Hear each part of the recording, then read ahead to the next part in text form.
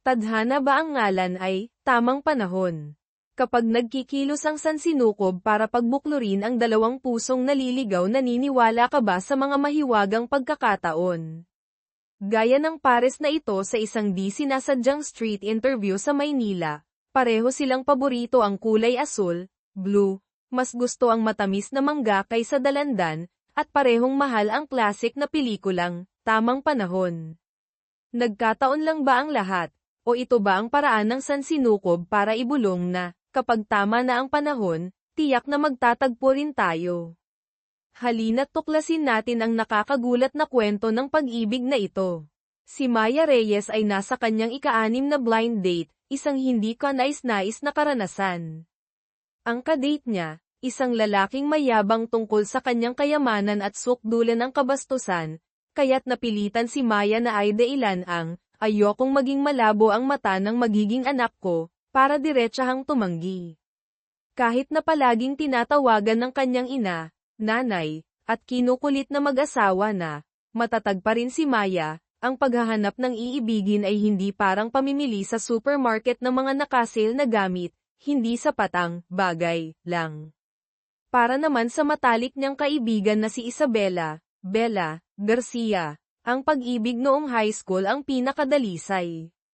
Ipinaalala ni Bella kay Maya ang dati niyang kaklase at katabi sa upuan noon, si Miguel, Migs, Santos. Dahil sa kanyang pagiging makakalimutin, natawa lang si Maya at sinabing baka kahit nasa harap na niya si Migs ay hindi pa niya makilala. Ang kabalintunaan, sakto namang narinig ni Miguel ang sinabing iyon. Sa advertising agency na Lumina Creative sa Makati, si Maya ay isang masigasig na planning officer, planner. Abala ang buong departamento sa paghahanda para sa pagdating ng mahalagang kliyente, ang CEO ng Horizon Ventures, si G. Angelo Ramirez. Sa mismong sandaling pumasok si Angelo, natigilan si Maya kamukang kamukha niya si Migs noong high school. Pagkatapos ng meeting, hinabol ni Maya si Angelo, nag-aalangang nagtanong tungkol sa kakaibang pagkakahawig.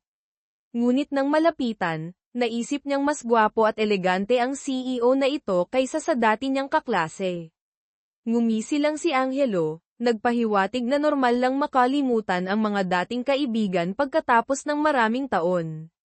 Sa kotse ni Bella, dali-daling naghanap si Maya ng impormasyon tungkol kay Angelo Ramirez online. Ang mga litrato sa internet ay lalo lang nagpatibay sa paniniwala niyang parang nawawalang kambal sina Angelo at Migs.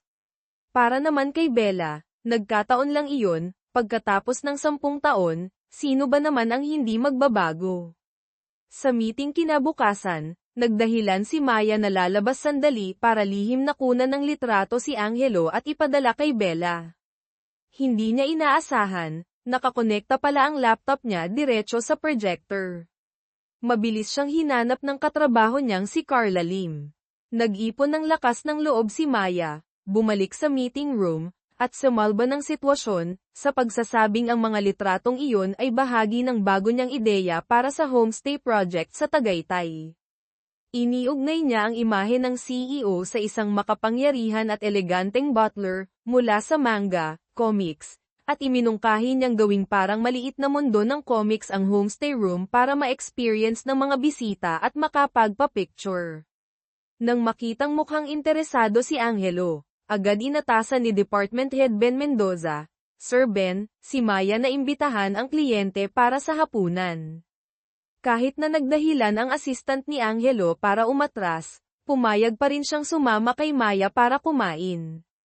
Sa isang samgyupsal restaurant, popular na Korean barbecue sa Pilipinas, si Angelo pa mismo ang nag-ihaw ng karne, na para bang ginagampanan ang papel ng butler, sa ideya ni Maya. Nang mapansin niyang may 3 lalaking bastos ang tingin kay Maya, mahinahong inabot ni Angelo ang kanyang coat para ipantakip sa mga binti ni Maya.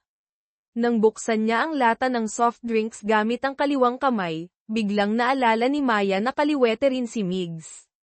Kaya niyaya niya si Angelo sa isang rapid-fire question game, sunod-sunod na nagtanong tungkol sa mga gusto nito, dating eskwelahan.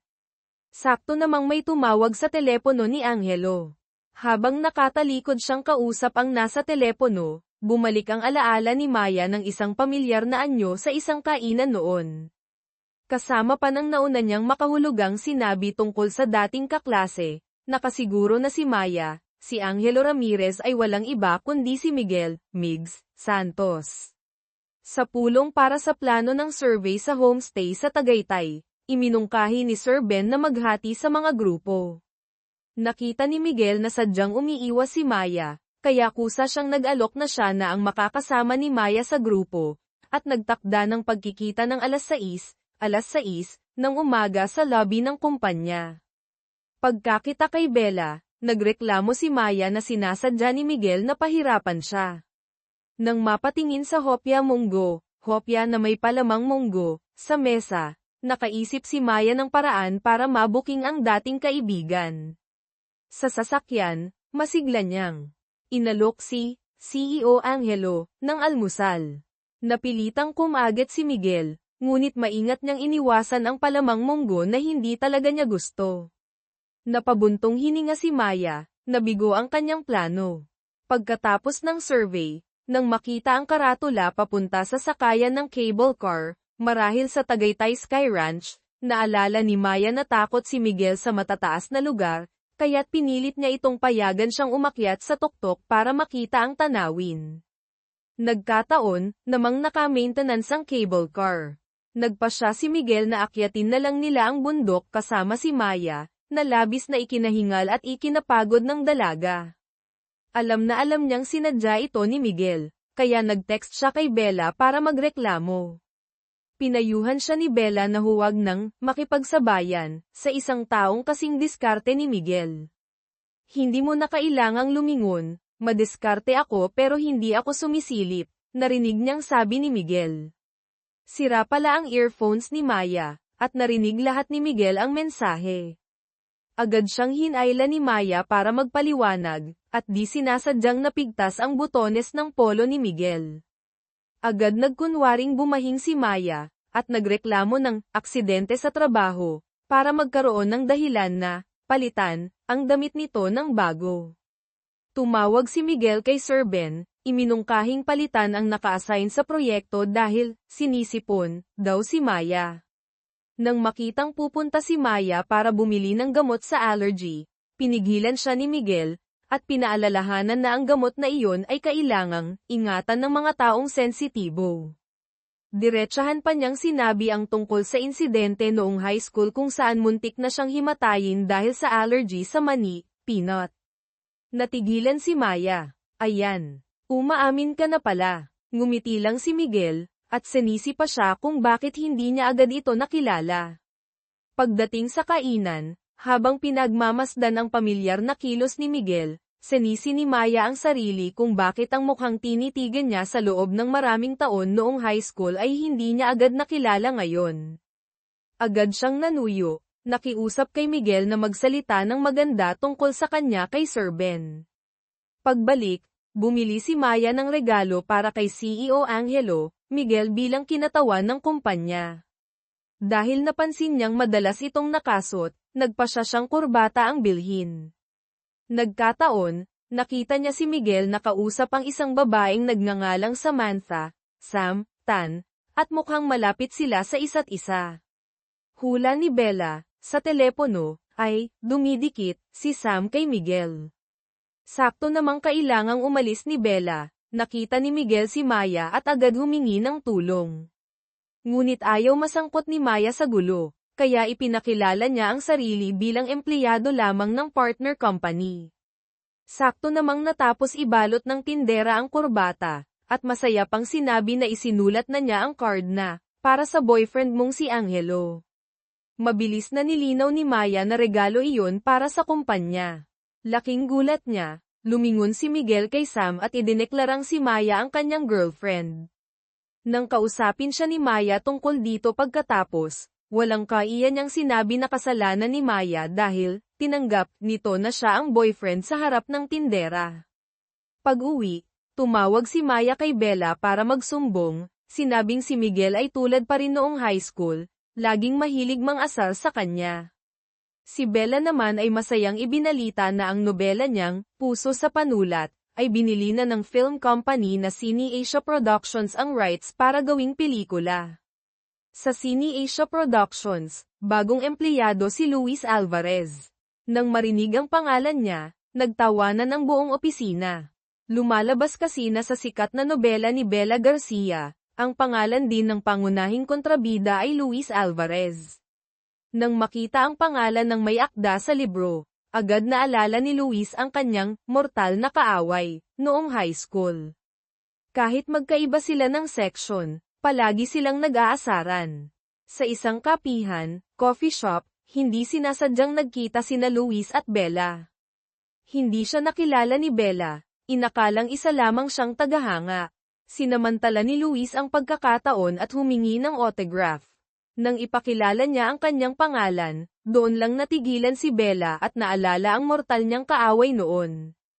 Sa kasalukuyan, si Luis ay nakikitira sa lugar ni Miguel, nagbabantay sa coffee shop nitong kape tayo, kapalit ng paggamit sa itaas na palapag bilang opisina para sa kanyang robotic startup. Hindi suportado ng ama ni Luis ang hilig niyang ito kaya palihim siyang nagsasaliksik. Alam ni Miguel ang pinagdadaanan ng kaibigan kaya nagpasya siyang mamuhunan sa proyekto ni Luis. Alam na ng buong Lumene Creatives na si CEO Horizon Ventures ay kaibigan pala ni Maya noong high school. Lihim niyang sinisiraan si Miguel nang mahuli siya nito. Mabilis na bumawi si Maya, pinuri si Miguel noong high school bilang, pala kaibigan, madaling pakisamahan. Ngumisi lang si Miguel, at pinapunta siya sa opisina para magtrabaho. Sa isang pulong, ginamit niya ang kanyang posisyon para utusan si Maya na kumuha ng tubig. Hindi, nagpatalo, nilagyan niya ito ng sobrang init na tubig kaya halos mapaso ang dila ni Miguel. Maging sa supermarket, hindi tumitigil sa pang-aasar at pagtatalo ang dalawang ito. Dumating na rin ang araw ng paglulunsad ng homestay sa Tagaytay. Iniulat ni Maya na kalahati ng mga imbitado, karamihan ay mga babaeng blogger, ay dumating na. Naghanda siya ng maraming bulaklak at potpourri bilang mga regalo. Tila nasiyahan naman si Miguel sa ayos ng check-in area na inihanda ni Maya. Bigla, namatay ang kuryente sa buong resort. Iniulat ng staff na nag-overload ang boltahe kaya pumutok ang fuse, at aabutin ng mahigit 1 oras bago ito maayos. Sa gitna ng pagkataranta ng lahat, biglang lumitaw si Maya, malakas ang boses na umalingaw-ngaw sa dilim. Ipinaliwanag niyang ang nangyari ay bahagi pala ng isang kakaibang konsepto. Minsan, nakakasawa ang paulit-ulit na takbo ng buhay. Gusto naming magbigay ng kaunting sorpresa. Sakto noon, mga mahiwagang ilaw na parang aurora ang biglang nagliwanag sa buong silid. Ito ang sandali kung saan ang kadiliman ang naging daan para mas lalong lumitaw ang nagniningning na kagandahan. Hindi nag-atubili si Miguel na purihin ang matalinong paraan ni Maya sa pagharap sa sitwasyon. Bilang paggunita, kumuha sila ng isang di malilimutang litrato ng magkasama. Sa Lumene Creatives, ibinalita ni Sir Ben na naging matagumpay ang kampanya para sa homestay, at ang video nito ay lumagpas na sa 35 milyong views. Bilang selebrasyon, inilibre ni Sir Ben ang buong team para kumain sa labas. Sa salo-salo, ibinunyag ni Sir Ben na espesyal na pinuri ng Horizon Ventures si Maya. Nagpa siya ang grupo na maglaro ng Truth or Dare. Nang si Maya na ang taya, hinamon siya ni Carla na yakapin ang unang taong papasok sa pinto ng restaurant. Sa kasamaang palad, si Miguel iyon. Medyo lasing na si Maya, pagewang-gewang siyang lumakad palapit, at naduling pa kaya dalawa ang nakikita niyang Miguel. Nang ituro ni Miguel kung sino ang totoo, agad niyang niyakap ito ng mahigpit. Nang si Miguel naman ang taya, pinili niya ang truth. Nang tanungin kung sino ang taong nasa puso niya, ipinagtapat niyang mayroon siyang lihim na nagugustuhan na matagal na panahon na. Kinaumagahan, nagising si Maya sa isang marangyang hotel room sa Makati. Malabo niyang naalala na nalasing siya kagabi at nagrereklamo kay Carla tungkol sa kanyang mahirap pakisamahin kasama sa kwarto kaya ayaw niyang umuwi. Nang makita si Miguel na nandoon din, nataranta si Maya, hindi maalala kung ano ang nangyari. Sa sasakyan pauwi, bumalik ang mga alaala, kung paano niya siniraan si Miguel, masama raw ang bibig, istrikto, mainitan ang ulo. Sunod-sunod na humingi ng paumanhin si Maya, nangakong hindi na iinom kahit kailan. Nang buksan ang telepono, nagulat siya sa dami ng selfie nila ni Miguel kagabi. Doon niya naalala, dahil hindi alam ni Miguel ang address niya at lasing na lasing siya, dinala siya nito sa hotel. Siya pa mismo ang humila kay Miguel para mag-selfie ng sunod-sunod at walang pakialam na pinost sa social media. Muling humingi ng tawad si Maya dahil nakaapekto siya sa dignidad ni Miguel. Nakapagtaka, hindi siya sinisi ni Miguel. Dahil sa takot na magbago pa ang isip nito, mabilis na tumakbo si Maya papasok sa bahay.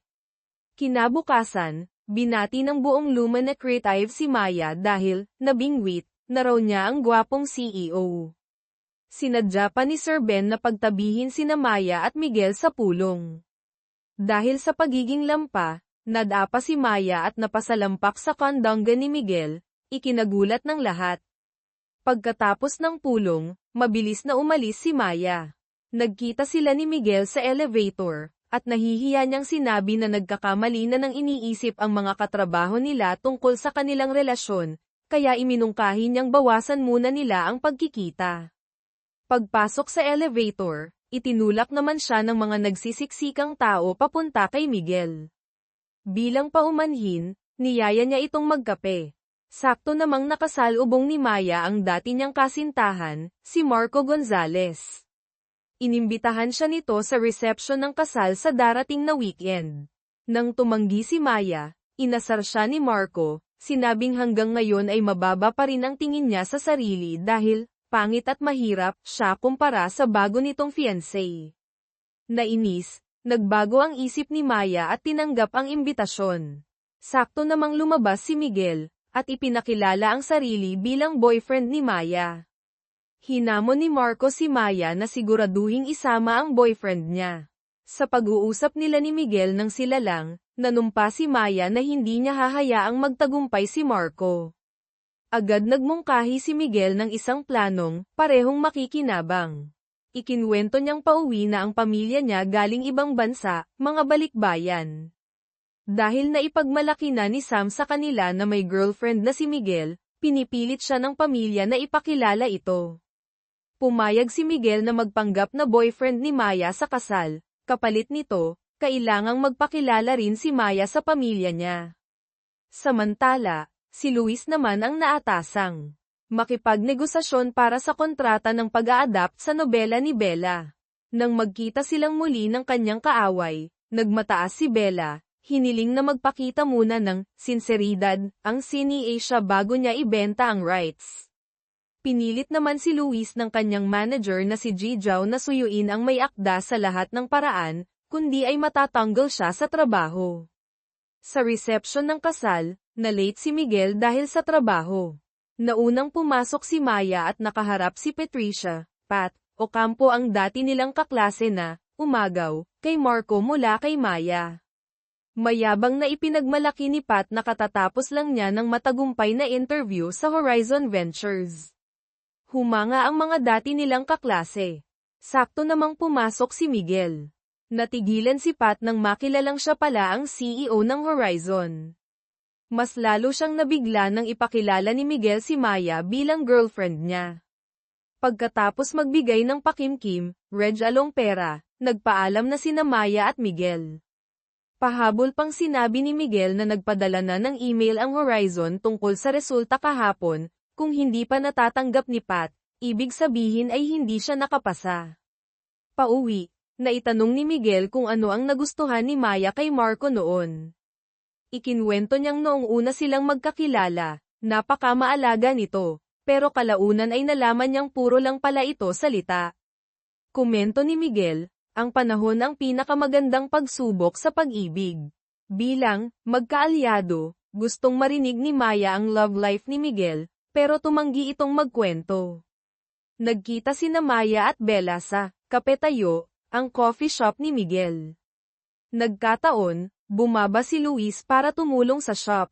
Nang makitang nagpa-part-time si Luis, inakala ni Bella na marahil ay gipit ito sa buhay. Pasimpleng nakinig sa usapan si Luis, inakalang totoong girlfriend ni Miguel si Maya, kaya mabilis siyang nag-text sa kaibigan na pumunta agad dahil sinisiraan siya ni Bella sa harap ng girlfriend nito. Agad namang dumating si Miguel. Sumugod si Luis para kumprontahin si Bella. Susubukang magpaliwanag ni Maya pero hindi mapigil ang pagtatalo ng dalawang mortal na magkaaway. Nang marinig na bukas palad na inaalok ni Bella si Miguel ng inumin, napatawa si Luis at ibinunyag na si Miguel ang may-ari ng coffee shop. Pagkatapos ng pagkikitang iyon, tuluyang nagbago ang tingin ni Bella kay Miguel, naniwalang mapagkakatiwalaan ito at aalagaan si Maya. Sa araw ng pagpapakilala sa pamilya ni Miguel, kailangan na ni Maya gampanan ang kanyang bahagi. Kinabukasan, sinundo ni Miguel si Maya. Nang makita siyang nakaayos at maganda ang make-up, natulala si Miguel. Nagpatulong si Maya kay Miguel na ikabit ang kanyang kwintas, hindi alam na kumakabog na pala ang puso nito. Kahit pagpapanggap lang, kinakabahan pa rin si Maya sa unang pagkikita sa magulang. Sinabi ni Miguel na mauna na siyang pumasok habang ipinaparada niya ang sasakyan. Sa party, muling nakaharap ni Maya si Sam.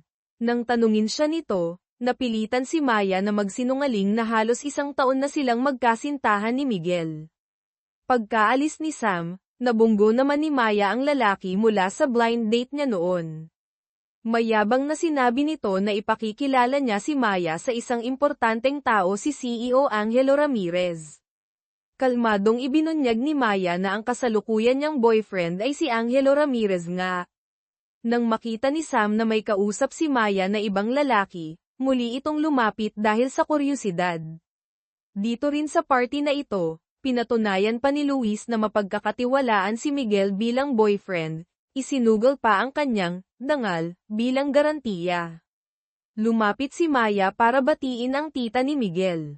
Ibinunyag ng tita na ang pamangkin niya ay binata pa rin sa loob ng maraming taon, kung hindi pa raw sinabi ni Sam ay hindi niya malalaman kung sino si Maya. Lumapit si Sam, ibinuking, na halos 1 taon ng lihim na nagmamahalan sina Miguel at Maya. Agad namang inamin ni Miguel na siya ang nanligaw kay Maya. Humanga ang tita niya, naisip na siguro'y napaka-espesyal ni Maya para mapaamin ang tila yelo niyang pamangkin. Nagpatuloy si Sam sa paggatong, ikinwento na nakasalubong niya ang isang dating kaibigan ni Miguel, at nagkataon na ito pala ang ka-blind date ni Maya noong nakaraang buwan. Tinawag pa ni Sam ang lalaki para kumpirmahin. Mabilis na nakaisip ng palusot si Miguel. Sinisi ang sarili sa pagiging masyadong abala kaya hindi naasikaso ang damdamin ni Maya, kaya, pansamantala silang nagkahiwalay, ng maikling panahon. Sa panahong iyon, sumunod si Maya sa utos ng ina na makipag-blind date. Dahil sa takot na mawala si Maya, nagpasya si Miguel na bumalik mula sa ibang bansa, isang kasinungalingan, para humingi ng tawad at suyuin siyang muli. Ipinagtapat pa niyang gusto na niya si Maya mula pa noong high school pero hindi naglakas loob umamin. Nang marinig ito, pinayuhan ng tita si Miguel na pahalagahan ang babaeng nasa tabi niya. Pagkatapos, habang naglalakad sa tabing dagat, nagkwento si Miguel tungkol sa kanyang tita ang nagpalaki sa kanya matapos pumanaw ang kanyang ina. Mukha daw itong palakaibigan pero sa mundo ng negosyo. Siya ay napakatapang at determinado. Sakto namang tumawag ang nanay ni Maya, sinisisi ang anak dahil blinak daw nito siya sa WeChat, o Facebook Messenger, kaya hindi niya makita ang mga litrato ni Maya kasama si Miguel. Binigyan niya si Maya ng huling pagkakataon, ipakilala ang boyfriend, kung hindi, kailangan niyang magpatuloy sa pakikipag-blind date. Narinig ni Miguel ang usapan at nahulaan ang sitwasyon ni Maya. Muli siyang nagmungkahi ng panibagong, kapwa-pakinabang, na kasunduan, ang pagpirma ng isang kontrata sa pagde-date. Ipinaliwanag niya, para sa kanyang career advancement at para mapanatag ang pamilya, kailangan niyang ipakita na siya ay stable na, tulad ng may asawa o nasa isang seryosong relasyon, ngunit wala siyang oras para makipagkilala. Ang kontratang ito ay makakatulong kay Maya na maiwasan ang pamimilit sa blind date, at magbibigay din sa kanya ng maipapakita sa pamilya at kumpanya. Sa sasakyan, pumayag si Maya sa alok ni Miguel, nakiusap lang na tiisin nitong sagutin ang mga tawag ng kanyang ina paminsan-minsan. Samantala, isang sorpresa ang dumating kay Luis. Ang kanyang ama, ang presidente ng Cine Asia Productions, nang malaman na nakuha ng anak ang kontrata sa sikat na manunulat na si Bella Garcia, ay agad tinawagan ang kanyang sekretaryo, si Mang Tomas, para isauli ang kotse ni Luis. Bilang selebrasyon, masayang isinakay ni Luis si Mang Tomas para umikot. Mula sa malayo, nakita ito ni Bella, at muling inakala nagipit si Luis kaya napilitang mamaseda, parang grab driver. Para tulungan ang taong nakatulong sa kanya na mabawi ang kotse, dahil pumayag siyang pumirma sa kontrata. Tinawag ni Bella si Luis at binigyan ng pagkakataong maging personal assistant niya. Si Luis, bagamat napipilitan, ay tinanggap ang pagiging pansamantalang assistant ng makulit na babae. Kinabukasan, habang papunta sa trabaho, muling tumunog ang telepono ni Maya, ang pamilyar na ringtone mula kay nanay. Paano na kaya magpapatuloy ang kanilang kwento? Muling tumunog ang telepono ni Maya, ang pamilyar na ringtone mula kay nanay. Nagdududa pa rin ito dahil hindi pa niya direktang nakakausap ang magiging manugang. Wala nang nagawa si Maya kundi ang magmadaling pumunta sa opisina ng Horizon Ventures sa Makati para humingi ng tulong kay Miguel, sakto sa muling pagtawag ni nanay. Si Miguel, sa kanyang kalmadong kilos, ay formal na nagpakilala sa magulang sa telepono. Ang kanyang malambing at magalang na boses ay agad na nakuha ang loob ng ginang. Para sa pangmatagalang solusyon, nakaisip si Maya na kumuha ng ilang maiikling video ni Miguel para paminsan-minsan ay may padala sa kanyang ina. Habang abala sa pagkuha ng mga video at litrato, hindi niya namalayang nakatulog na pala siya sa loob ng sasakyan ni Miguel. Nang magmadaling magising at umuwi, hindi napansin ni Maya na naiwan niya ang kanyang earphones. Nakita ito ni Miguel kaya bumalik siya para hanapin si Maya at isauli ito.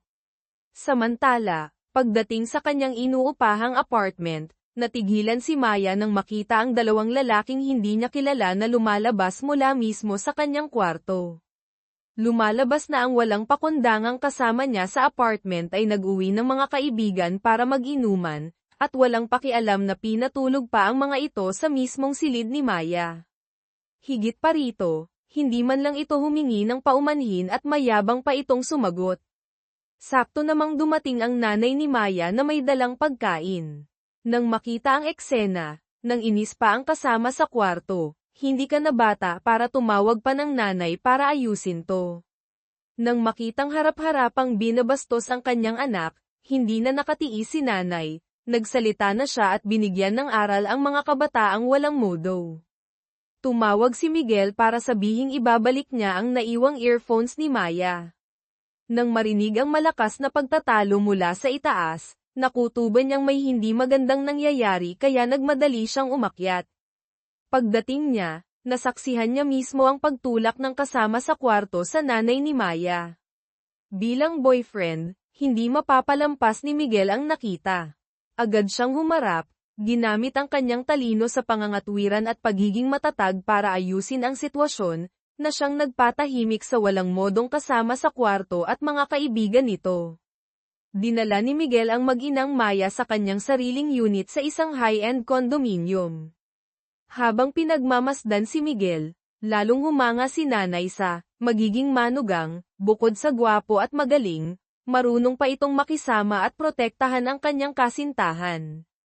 Bago umalis, pinayuhan niya si Maya na kung sakaling maghahanap muli ng kasama sa apartment, dapat ay katulad ni Miguel para mapanatag ang kanyang loob.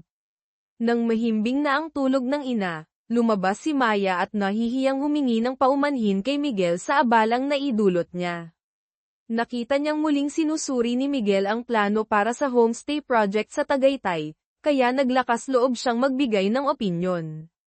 Sinabi niyang, napakaganda ng homestay ng Horizon, isang pangarap na lugar, ngunit masyadong mataas ang presyo kaya hindi abot kaya ng karamihan. Para kay Maya, ang karamihan sa mga kliyente ay pumupunta sa homestay para makapag-relax at makatakas sa ingay at gulo ng Maynila. Sa gabi, ang kailangan lang talaga nila ay isang maaliwalas at sapat na komportableng espasyo kung saan maaaring magtipon ang magkakaibigan para magkwentuhan magdamag. Nang makitang nahihirapan si Maya sa paghahanap ng bagong matitirhan, nag-alok si Miguel na popahan sa kanya ang isang bakanteng kwarto sa kanyang condo unit. Nagdahilan siyang madalas siyang nagbibiyahe para sa trabaho at kailangan ng taong paminsan-minsan ay mag-aalaga sa kanyang alagang pusa, si Mingmang. Para kay Maya, isa itong napakagandang kasunduan, nalulutes din sa kanyang agarang problema sa tirahan, kaya hindi siya nagdalawang isip na pumayag. Kinabukasan, isang nakakatawa ngunit nakakailang na sitwasyon ang nangyari.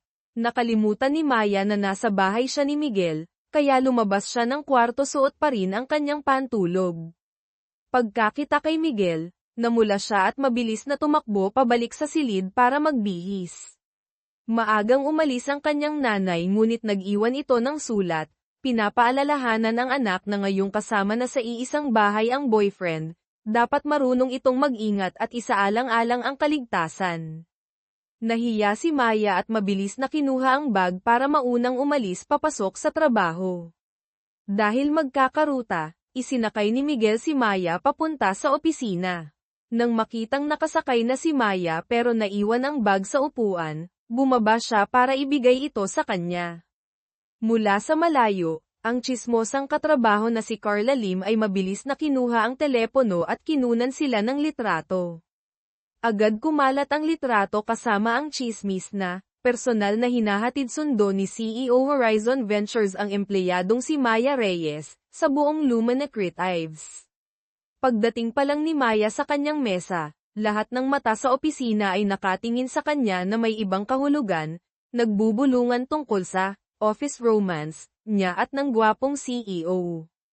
Pagdating ng weekend, formal nang lumipat si Maya sa bahay ni Miguel. Masaya silang naglaro kasama ang pasang si Mingmang. Ikinwento ni Miguel na si Mingmang ay isang pasakal, stray cat, na napulot niya lamang. Naawa si Maya, kaya itinalaga niya ang sarili bilang nanay, at si Miguel bilang tatay ni Mingmang. Nagkasabay sila sa supermarket ni Luis Alvarez. Hindi maisip ni Luis kung paano kumilos ang isang tila yelo, na tulad ni Miguel kapag kasama sa bahay ang girlfriend. Naisip ni Luis kung tatawagin kaya ni Miguel si Maya na mahal o baby. Sakto namang nakasalubong nila sina Maya at Bella na namimili rin. Si Miguel ay nakatuon sa pagbili ng mga sangkap para sa lulutuin, habang si Maya naman ay pinupuno ang kanyang cart ng mga chichirya, snacks. Pag-uwi, dumating ang taga-administrasyon ng condominium para sa regular na pag-verify ng impormasyon ng mga residente. Natural na ipinakilala ni Miguel si Maya bilang girlfriend niya. Para mas madali ang pagpasok at paglabas ni Maya, isinama pa siya ni Miguel sa Viber group ng mga residente sa gusali. Nang malaman ng mga tsismosang kapitbahay, na may kasamang girlfriend ang gwapong lalaki sa itaas na palapag, nagsimula na silang magbulungan at manghula na marahil ay fiancé na ni Miguel si Maya. Kahit pagpapanggap lang, lihim na natuwa si Maya nang marinig ang papuri ng mga kapitbahay sa kanyang boyfriend. Sinabi ni Miguel na darating ang grupo ng malalapit niyang kaibigan sa weekend. Nabalitaan daw ng mga ito na may dine date na siya kaya gusto nilang makilala ang future sister-in-law. Dahil takot na mabuko ng mga kaibigan ni Miguel ang kanilang pagpapanggap, iminungkahi ni Maya na kailangan nilang mag-ensayo. Sinubukan niyang tawagin si Miguel na, mahal ko, baby, na ikinatigil at ikinatulala ni Miguel. Pagdating ng grupo ng mga kaibigan, ipinakilala ni Miguel si Maya bilang girlfriend niya. Medyo kinabahan si Maya nang makaharap ang mga kaibigan ni Miguel. Habang nagkukwentuhan, hindi sinasadyang natawag niya si Miguel na, asawa ko. Nagulat ang lahat sabay palakpakan sa paghanga. Sa hapunan, nang akmang kukuha ng baso ng alak si Maya, Mabilis siyang pinigilan ni Miguel at sa halip ay binigyan siya ng isang baso ng orange juice. Nagtanong ang mga kaibigan kung ano ang sikreto ni Maya at natunaw niya ang tila yelong si Miguel. Nahihiyang nag-isip si Maya sandali at sumagot, siguro kasi masarap siyang magluto. Pagdating sa turno ni Miguel, nakangiti niyang tiningnan si Maya at ipinagtapat, nahulog ako sa kanya kasi ang lakas niyang kumain. Muling humanga ang grupo, sinabing sila talaga ang match made in heaven, isang marunong magluto, isang marunong kumain. Pagkatapos ng salo-salo, tumawag si Bella at niyaya si Maya sa Nasugbo, Batangas sa weekend, dahil may event daw doon para sa mga magkasintahan. Napansin ni Miguel na kinakagat ng lamok si Maya kaya tahimik niyang iniabot ang bote ng mosquito repellent. Narinig niyang gusto ng kaibigan niyang pumunta sa beach kaya medyo nang hinayang si Maya. Narinig ito ni Miguel, kaya ipinagyabang niyang ang kumpanya rin nila ay magkakaroon ng team building na may kasamang couples event sa Nasugbo rin sa weekend na iyon. Dahil sa takot na makita siya ng mga empleyado ni Miguel na iba ang kasama sa event, malungkot na tinanggihan ni Maya ang alok ni Bella. Nang makita ang panghihinayang sa mukha ni Maya, nag-alok si Miguel, gusto mo, sabay tayong pumunta. Mabilis na inayos ni Miguel ang lahat. Isinet up pa niya na sina Luis Alvarez at Bella Garcia ang magkapares sa event. Maalaga niyang inihanda ang mga pagkain at merienda, pati na gamot para sa biyahilo, motion sickness, para kay Maya. Sa sasakyan papuntang Nasugbo, walang tigil si Luis sa panunokso sa bagong magkasintahan. Nang makitang inaantok na si Maya sa pagod, dahan-daang itinaas ni Miguel ng bahagya ang bintana ng kotse para hindi ito mahamugan. Ang kanilang sweetness at maalagang pakikitungo sa isa't isa ay nagparamdam ng romantikong kapaligiran kahit kina Luis at Bella na nasa likuran. Pagdating sa resort, inayos ng organizer ng couples event ang dalawang magkatabing kwarto para sa kanila. Alam ni Miguel na may ilang si Maya, kaya kusa niyang sinabi na siya na lang ang makikasama sa kwarto ni Luis. Opisyal nang nagsimula ang paligsahan ng mga magkapares. Ang unang laro ay dodgeball ng magkasintahan, o tadyang ng pag-ibig. Pinayuhan ni Miguel si Maya na manatili lang sa likuran niya. Sa buong laro, palagi niyang ginagamit ang katawan para salagin ang mga bola para kay Maya. Ginaya naman ito ni Luis. Sinubukang maging maginoo at protektahan si Bella, pero hindi kinaya ng kanyang reflexes kaya si Bella ang laging natatamaan ng bola. Sumunod ang larong pagpapasa ng papel gamit ang bibig. Ang team na makapagpasa ng papel hanggang sa dulo at may pinakamaliit na natirang papel ang mananalo. Nang sina Maya at Miguel na ang lang, kinagat ni Maya ang gilid ng papel, at dahan-daang lumapit si Miguel. Ilang sentimetro na lang ang pagitan ng kanilang mga mukha. Sa sandaling iyon, tila huminto ang paligid. Ang huling piraso ng papel na natira sa bibig ni Maya ay sobrang liit na, kaya sila ang nagwagi. Kumuha sila ng mga sweet na couple photos para itago ang mga alaalang iyon sa event. Kinagabihan, hindi makatulog si Miguel kaya naisipan niyang lumabas para magpahangin. Nagkataon, nakasalubong niya si Maya na naghahanap din ng makakain para sa hating gabi. Habang magkasamang naglalakad sa tahimik na dalampasigan sa ilalim ng liwanag ng buwan, tinanong ni Miguel si Maya kung bakit parang hindi siya nito gusto noong high school. Tapat na sinabi ni Maya na hindi niya kinaiinisan si Miguel, pakiramdam lang niya ay mahirap itong lapitan at laging seryoso. Inisip pa nga niyang si Miguel ang may ayaw sa kanya kaya bigla na lang itong lumipat ng eskwelahan nang hindi nagpapalem. Marahang napabuntong hininga si Miguel, ipinagtapat na ayaw niyang magpaalam sa kanya noon. Naitanong niya kung ano sana ang isusulat ni Maya sa yearbook niya kung hindi siya lumipat. Nag-isip sandali si Maya at sinabing, marahil ay gugustuhin niyang matupad ni Miguel ang lahat ng pangarap nito balang araw. Kinaumagahan, habang nag-aalmusal sa restaurant ng resort, dalawang lalaking mukhang tambay ang lumapit at nagsimulang pagdiskitahan at biruin si Maya. Sakto namang pababa si Miguel. Nang makitang sinadyang banggay ng isa sa mga lalaki si Maya, agad itong hinarang ni Miguel, matalim ang tingin, at hiniling na humingi ito ng tawad sa girlfriend niya. Dahil sa tindig at awtoridad ni Miguel, napilitang bumulong ng paumanhin ang dalawang tambay bago umalis.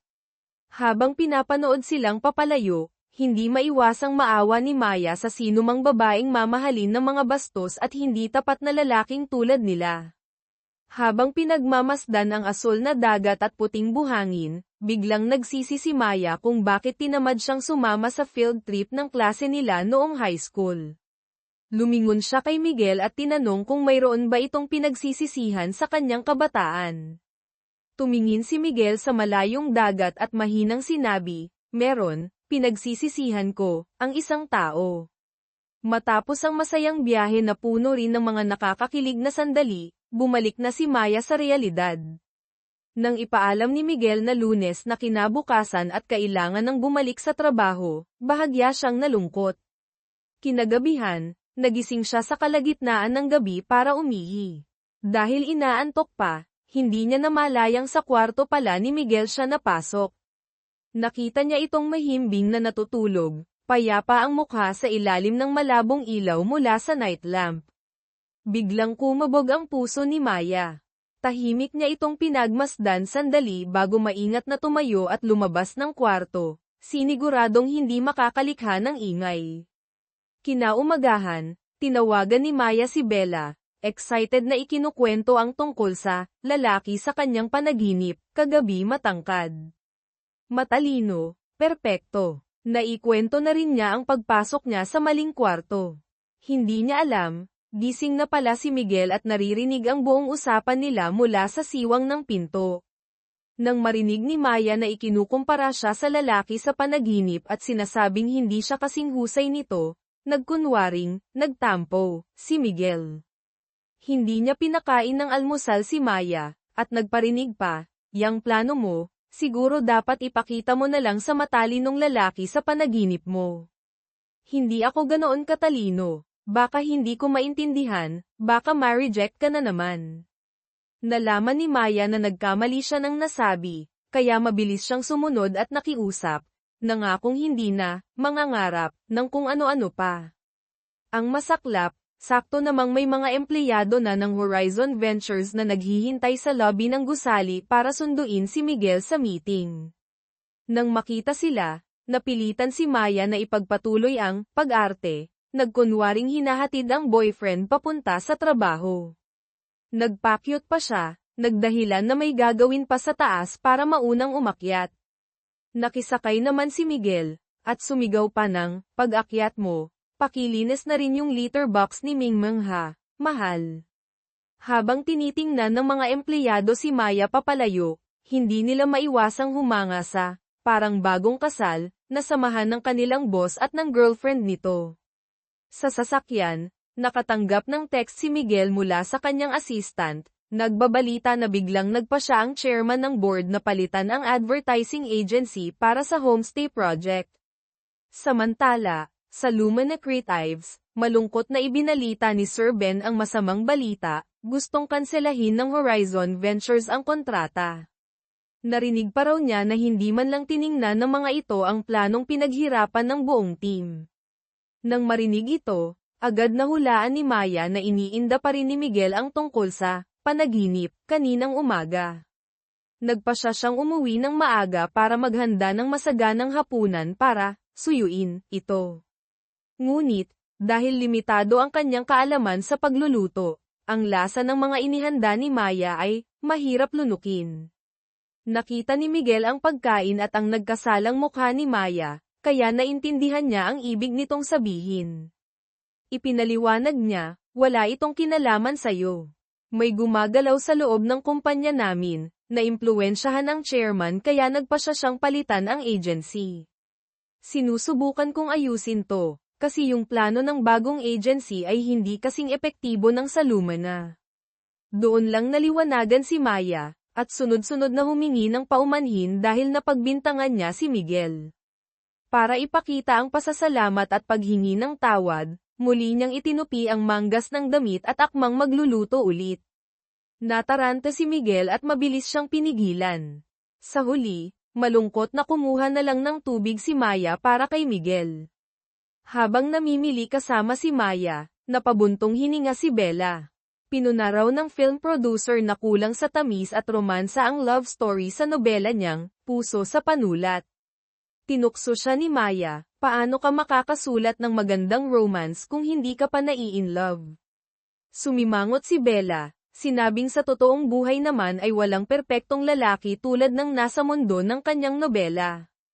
Pinayuhan siya ni Maya na subukang maranasan ang pag-ibig sa totoong buhay, malay niya, baka maraming interesante at sorpresang naghihintay sa kanya.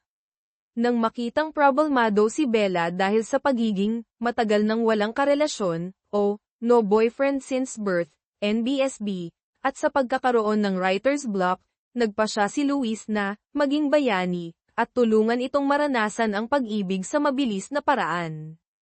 Hinailan niya si Bella para gawin ang mga karaniwang ginagawa ng mga magkasintahan, nagsuot ng couple shirt at nag-selfie, pumasok sa horror house, plano niyang magpakita ng tapang para ma-impress si Bella, pero mas malakas pa siyang sumigaw kaysa dito, at pumunta sa beach para kumuha ng litrato, ngunit ang ganda ng kuha niya sa tanawin, habang si Bella ay parang langgam lang sa liit.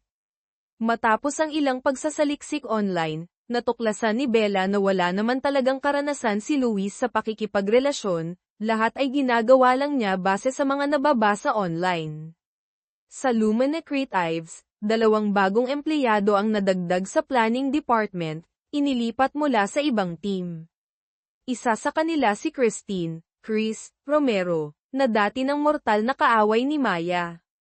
Pagpasok pa lang sa banyo, ipinakita na agad ni Chris ang tunay na kulay.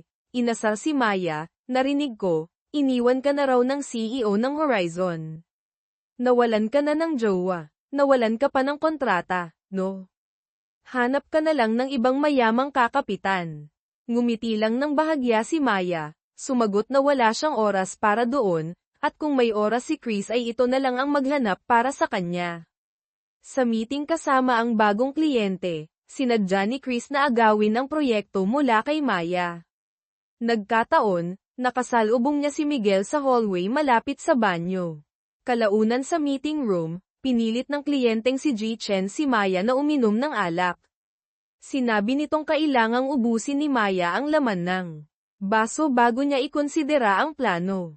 Para sa kapakanan ng kumpanya, napilitan si Maya na pumikit at gawin ito.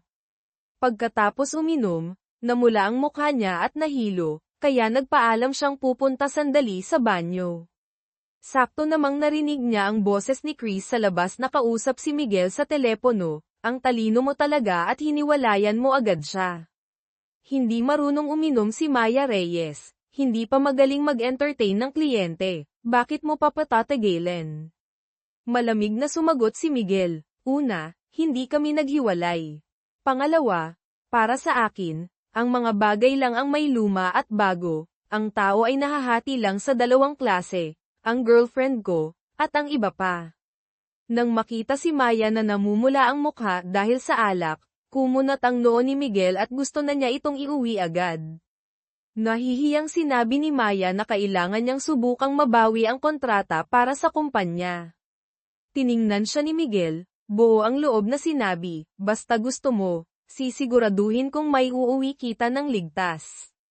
Pagkasabi nito, dumiretso siya sa meeting room, nagpaalam kay Ji-Chen na kailangan niyang iuwi ang girlfriend niya dahil hindi maganda ang pakiramdam nito.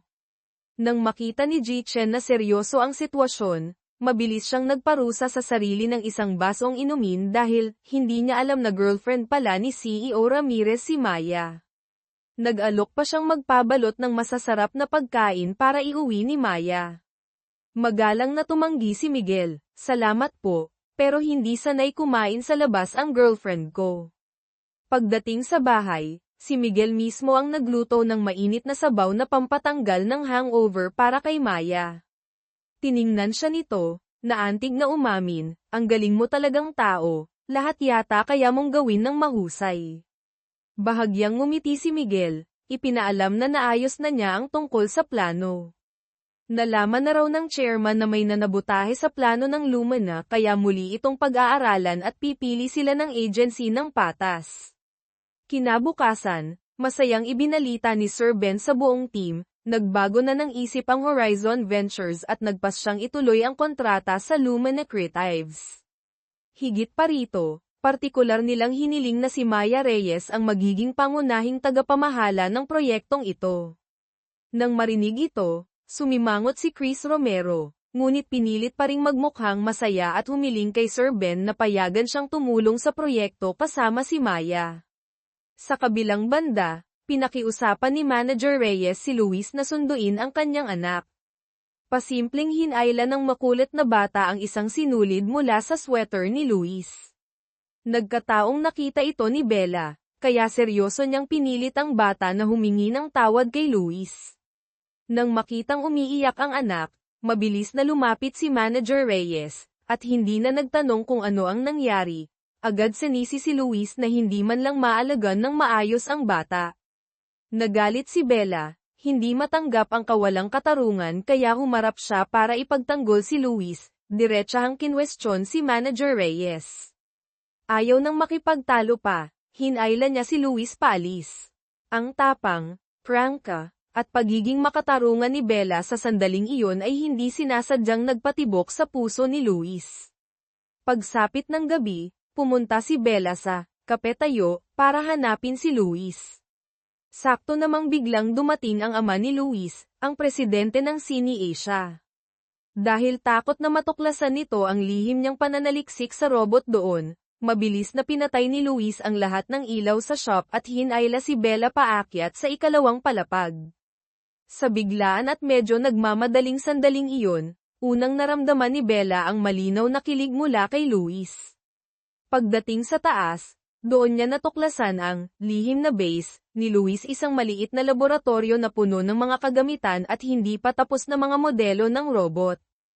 Ipinagtapat ni Luis ang kanyang lihim na pangarap, noong kolehiyo, palihim siyang lumipat mula sa kursong finance patungong engineering para sundan ang kanyang hilig sa pag-aaral ng robot. Kasalukuyan siyang gumagawa ng isang guide dog na ginagamitan ng artificial intelligence, sa pag-asang magagawa ito ng maramihan sa abot-kayang halaga, upang matulungan ang mga may kapansanan sa paningin na may mahirap na kalagayan na magkaroon din ng mapagkakatiwalaang kasama. Nang marinig ang marangal na pangarap ni Luis, naniwala si Bella na tiyak na magagawa niya ito. Hindi na umimik pa si Luis at Bella. Nahiya si Maya kaya nagpaalam na rin siyang papasok na sa kwarto para matulog. Wala nang ibang pagpipilian, dinala ni Bella si Luis sa kanyang sariling apartment. Pagbukas pa lang niya ng TV, isang romantikong halikan sa pelikula ang bumungad sa kanila. Nang ilipat niya ng channel, isang palabas naman tungkol sa panahon ng pagtatalik ng mga hayop ang napanood. Nagkataon pa, ang mga sumunod na channel ay puro mga eksenang may paglalambingan at pagiging malapit sa isa't isa. Sobrang naasiwa si Bella kaya namumula siyang tumakbo papasok sa kanyang kwarto, iniwan si Luis na tulala sa sala. Kinabukasan, naghahanda si Miguel para sa isang business trip na tatagal ng ilang araw. Maalaga namang naghanda si Maya ng isang maliit na supot ng mga gamot para sa kanya, kung sakaling kailanganin. Kasabay nito, nakatanggap siya ng anunsyo tungkol sa isang baking activity sa kanilang condominium para sa darating na weekend. Gustong-gusto ni Mayang sumali, kaya nagpalista siya at nangako kay Miguel na mag-iingat siya at hindi ipapahalata ang tungkol sa kanilang love contract. Dahil alam niyang si Maya ang girlfriend ng gwapong kapitbahay, isang kapitbahay ang mabilis na kumuha ng litrato ni Maya habang nagbi-bake, at ipinost ito sa Viber group ng mga residente na may kasamang papuri. Ang ganda na, ang galing pa gumawa ng girlfriend ni Mr. Miguel. Nakita ni Miguel ang litrato bago siya umalis, agad siyang nag-message sa grupo, pabirong humihiling sa mga kapitbahay na babae na, pakialagaan naman po ang girlfriend ko. Paumanhin kung nabitin ka sa naunang sagot. Tama ka, mukhang naputol nga. Masyado akong nag-focus sa pagtutuwid ng maliit na bahagi na itinuro mo kanina. Pasensya na ulit. Narito ang buong pagpapatuloy ng kwento mula sa bahaging iyon, kasama na ang mga eksenang hindi ko naisama kanina. Para magpasalamat kay Miguel sa tulong niya sa kontrata, bumili si Maya ng maraming masasarap na pagkain at naghanda ng isang malaking hapunan pag-uwi nito. Ngunit sa kahihintay, hindi niya namalayang nakatulog na pala siya sa mesa. Pagdating ni Miguel, nakita niya si Mayang mahimbing na natutulog sa tabi ng malamig ng pagkain. Marahan siyang napangiti. Sa tabi ni Maya ay may maliit na note, "Salamat sa pagtulong mo sa kontrata ha, Migs." Kinaumagahan, nagising si Maya na sobrang nanghihinayang dahil nakatulog siya at hindi man lang natikman ang strawberry cake kagabi. Alam ni Miguel na paborito niya iyon kaya itinabi niya ang isang bahagi sa ref para sa kanya. Ipinagyabang din niya na babalik siya sa dati nilang high school mamaya dahil magdodonate ang kumpanya niya ng mga bagong computer doon. Nang marinig ito, nagningning ang mga mata ni Maya at nagpahiwatig na gusto niyang sumama, dahil noong huling subok niyang bumisita ay hinarang siya ng guard at hindi pinapasok. Pagbabalik sa dating paaralan, bumuhos ang mga alaala. Naalala pa ni Maya kung paano siya laging naninitang nakatayo si Miguel sa gate tuwing umaga para sitahin siya sa pagiging late. Nagkataon, nakasalubong nila ang dati nilang guro, si G. De Leon. Nakilala pa rin siya ng guro ang estudyanteng laging hirap sa math functions at laging kulelat sa klase pagdating sa math exam. Sa kabilang banda, si Miguel naman ang laging ginagawang mabuting halimbawa para sa mga sumunod na batch. Nakangiting sinabi ni G. De Leon na hinihintay pa rin niya ang imbitasyon sa kasal ng dalawa niyang paboritong estudyante. Lumalabas na ang litrato nilang kuha sa homestay event ay kumalat na rin pala hanggang sa mga guro. Nagkomento pa ang guro na ang masigla at bibong personalidad ni Maya ay tamang-tama para sa tahimik at hindi pala salitang si Miguel. Mabilis pang nangako si Miguel na siguradong padadalhan niya ng imbitasyon si G. De Leon kapag ikinasal na sila ni Maya, na ikinapula naman ang mukha ni Maya sa hiya. Hinayla ni Maya si Miguel papunta sa dati nilang classroom. Nagkwento siya na noong katabi niya si Miguel, napakalaking pressure ang nararamdaman niya. Tuwing recess, ang mesa niya ay napapaligiran ng mga babae mula sa ibang section, wala na siyang maupuan. Naaawa naman ang mga kaklase nila kay Miguel na matangkad at kailangang yumuko para makita ang blackboard, kaya lagi nilang sinasabihan si Maya na, "Yumuko," para mas makita nila ang sulat sa pisara. Inamin niyang maganda raw ang feng shui ng upuan ni Miguel dahil pagkalipat nito, isang sikat na estudyante naman ang umupo doon. Nang marinig ito, bahagyang nag-alala si Miguel nang malaman na naging katabi ni Maya ang lalaking iyon. Ngunit, napabuntong hininga si Maya, pero ilang araw lang siyang umupo doon, nilaipat na ako sa pinakalikod na upuan. Dumating si Luis para makituloy ng ilang araw sa bahay ni Miguel dahil biglang nawalan ng tubig sa lugar nila. Inalok ni Miguel na kumuha na lang ng hotel para sa kaibigan, pero agad itong tinanggihan ni Luis. Ayaw daw nitong makaabala, okay na siyang matulog sa sofa. Dahil sa biglaang pagdating ni Luis, nag-alala si Maya, natatakot na mabuko ng madaldal na si Luis ang pagpapanggap nila ni Miguel. Humingi siya ng tulong sa matalik na kaibigang si Bella. Hindi inaasahan, pagdating ni Bella, agad siyang hinayla ni Luis at pinakiusapan na, tanungin ang love experience, ni Maya at Miguel. Naitanong ng mausisang si Luis ang tungkol sa unang halik ng dalawa. Si Miguel, walang pag-aalinlangan at kalmado lang, ay nagsabing, unang beses kong hinalikan si Maya noong nasa hotel kami sa Nasugbo, bago niya i-post yung picture sa Facebook. Masigla pang ikinwento ni Luis na nakabasa siya ng article tungkol sa pag-aanalisa ng damdamin base sa paraan ng paghawak ng kamay. Nakita niya kung paano narito ang kumpletong pagpapatuloy, para magpasalamat kay Miguel sa tulong niya sa kontrata. Bumili si Maya ng maraming masasarap na pagkain at naghanda ng isang malaking hapunan pag-uwi nito. Ngunit sa kahihintay, hindi niya namalayang nakatulog na pala siya sa mesa. Pagdating ni Miguel, nakita niya si Mayang mahimbing na natutulog sa tabi ng malamig ng pagkain.